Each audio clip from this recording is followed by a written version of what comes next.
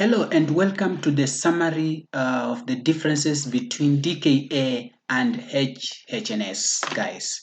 So we are differentiating the two in terms of the type of diabetes involved, the pathophysiology, the ketone bodies, blood glucose levels, acidosis, serum osmolarity, anion gap, neurological symptoms, risk of cerebral edema, and mortality rates in the different conditions.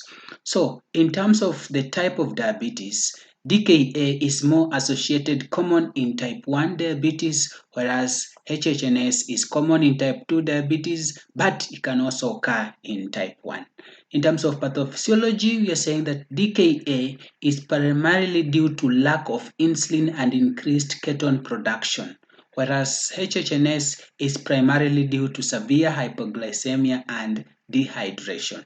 When you look at the ketone bodies, guys, alternative sources of energy, guys, the fats, when they are broken down, they release the ketones. So you're saying that we have high levels of ketones in blood and urine for DKA, but ketones levels usually not as high as in DKA. So they may be there, they may not be there, and if they are there, they may be very minimal. Okay.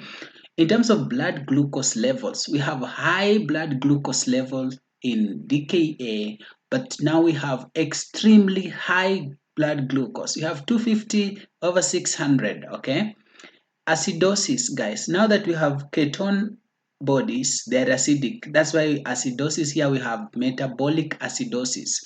It's the same as talking about the pH, where the pH will be low because it's acidic. But here we have minimal or no acidosis. Could be normal pH or higher because we don't have the ketone bodies here. Okay.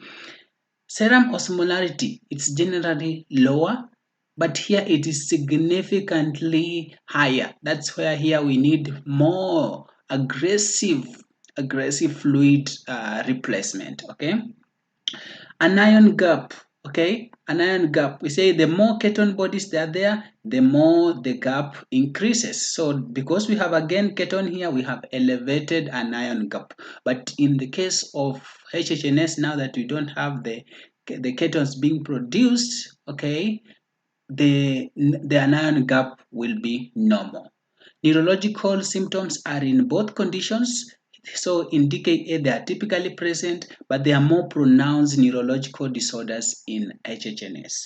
The risk of cerebral edema is less common in DKA as compared to HHNS. The mortality rate, we have low mortality rate compared to HHNS, which has a higher mortality rate, guys. Guys, remember we had given out the lecture on the differences between HHNS and DKA. This is a table form of the difference. Thank you so much.